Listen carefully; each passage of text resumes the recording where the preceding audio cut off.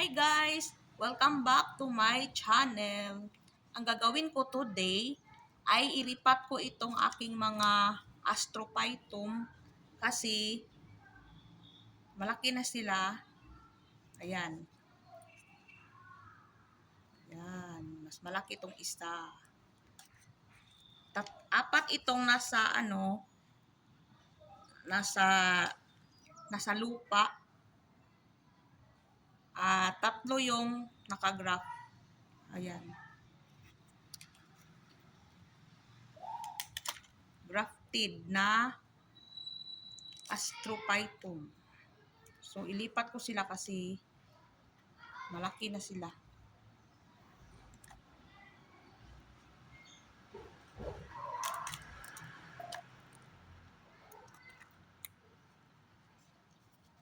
So, ito yung unahin natin.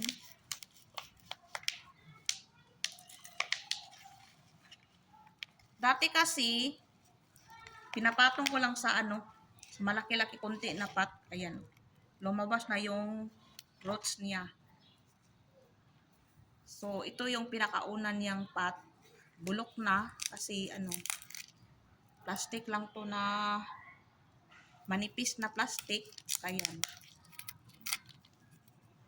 Ano na kasi ito 7 years na to na astro.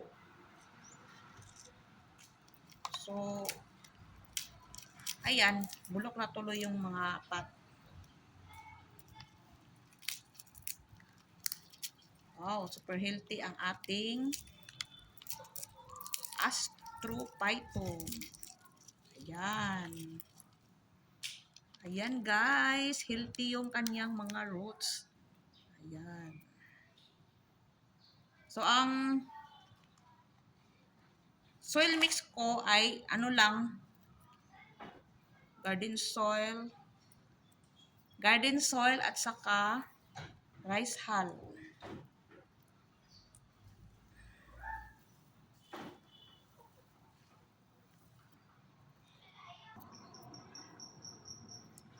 Ayan, ito yung una nating naripat. Yun.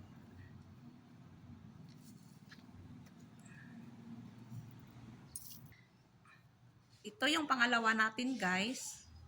Yan, healthy din siya, guys. So, lumabas sa kanyang dating pot yung kanyang ugat. Ayan, sa 7 years niya, guys,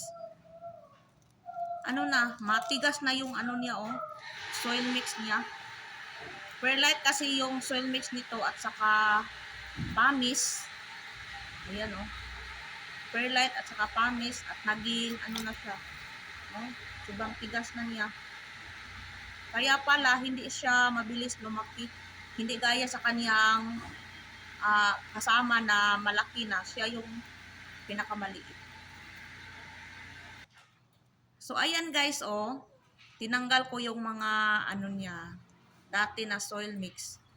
So kunin natin yung iba niyang mga roots.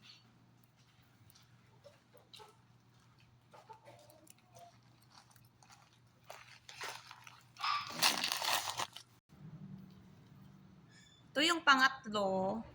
Ito ang pinakamalaki nila. Ayan. Healthy din siya. Ayan,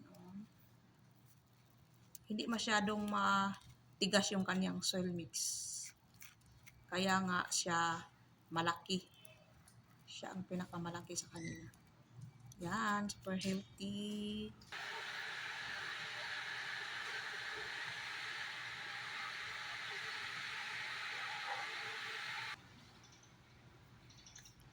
So, ito na yung naripat ko, guys. Ayan.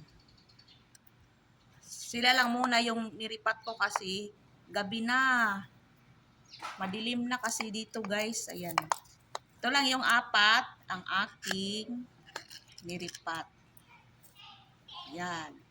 So, yun lang guys. Kung gusto nyo pang matuto at manood ng video ko, click nyo lang ang subscribe button at bell button sa baba ng video ko. See you next video. Bye!